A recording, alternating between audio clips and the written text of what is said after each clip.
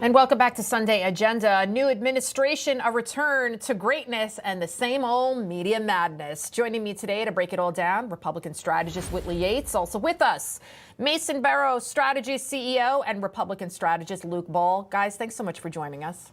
Thank you. Good. Whitley, let's kick it off with this incredible moment from this morning's Face the Nation. I saw it. It's going viral. J.D. Vance, our vice president, schooling CBS's Margaret Brennan. Take a look.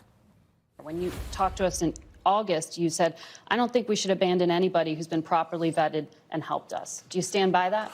Well, Margaret, I don't agree that all these immigrants or all these refugees have been properly vetted. In fact, we know that there are cases of people who allegedly were properly vetted and then were literally planning terrorist attacks on our country. That happened during the campaign, if you may remember. So clearly not all of these foreign nationals but there are have been properly 30,000 vetted. people in the pipeline, Afghan refugees. But my primary Do you stand concern by it? as the vice president, Margaret, is to look after the American people. And now that we know that we have vetting problems with a lot of these refugee programs, we absolutely cannot unleash thousands of unvetted people into our country. These people it's not are vetted. good.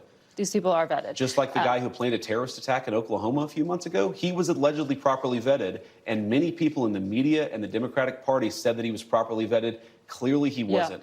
I don't want my children to share a neighborhood with people who are not properly vetted, and because I don't want it for my kids, I'm not going to force any other American citizens' kids to do that either. If I could take off this mic and drop it, that is mic drop moment. He should teach a master class on how to deal with hostile interviews. Whitley, your thoughts?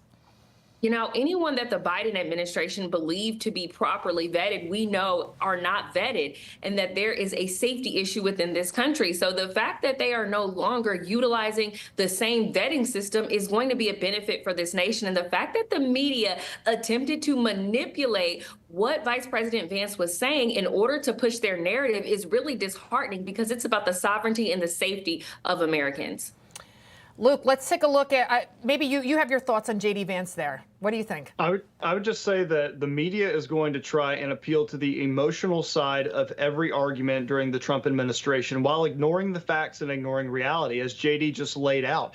While we have these people who are supposedly vetted, the vetting standards of the Biden administration are not trustworthy. And so he's talking about the fact of the matter while the reporter is trying to say, well, what about all these folks that have been vetted, or the emotional aspect, or what about this video, this element? We have to maintain law and order and safety, and reality trumps any emotional response every single time. Whitley, I want you to take a look at CNN's Jim Acosta, who looks like he might be losing his time slot, and there's reports he could be leaving, who thought that he could school Tennessee Congressman Tim Burchett on the January 6th protests, and it went as well as one would expect. Take a look.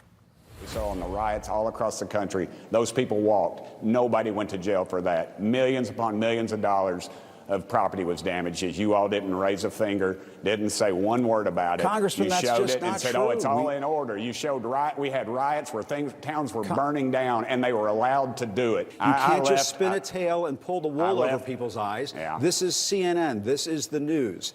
We are asking you to come on and tell the truth. And that's why more people are watching the Cartoon Network SpongeBob reruns right now, Jim. Look, I left the White House during a riot. My life was threatened. My life has been threatened within the last few weeks, yet there's no coverage of that. He never disappoints. Whitley? The fact that more people are watching Cartoon Network than CNN during this interview, that was dropped. And I think that that's just hilarious. Mainstream media is not really understanding what's happening. We want the facts over fiction. We want facts over fallacies. And they're continuing to utilize their own narratives and talk about the things that they believe Americans want when it's not true. And so when talking about January 6th versus a lot of the looting and riots that happened during the Black Lives Matter rally, why can't the media just admit that there was not equal punishment for worse behavior? Final thoughts to you, Luke.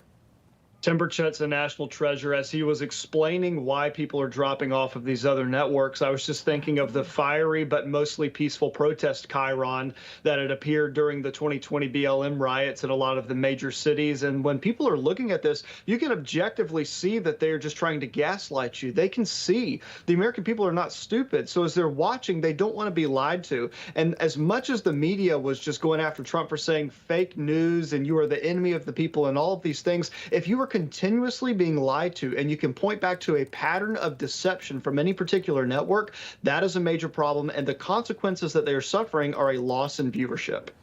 We have to leave it right there. Whitley Yates, Luke Bull, thank you both so much for joining us. Thank you. Thank you.